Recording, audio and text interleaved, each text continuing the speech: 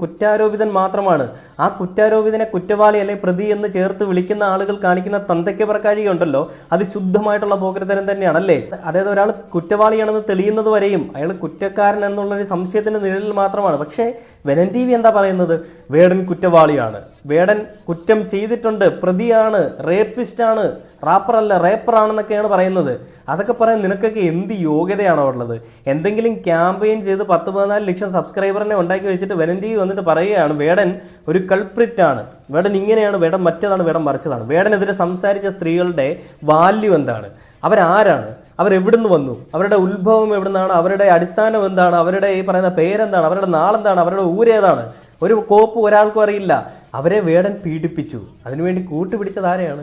മാധ്യമ syndicate. വെനൻ T വിക്ക് കൂട്ട് മാധ്യമ സിൻഡിക്കേറ്റ്. അതിൽ വന്നിരുന്നിട്ട് കുറച്ച് തന്തയില്ലായ്മ പറയാനായിട്ട് 2 പേര് അല്ലെ ഒരാൾ. ഇവന്മാർ പറയുന്നത് എന്താ?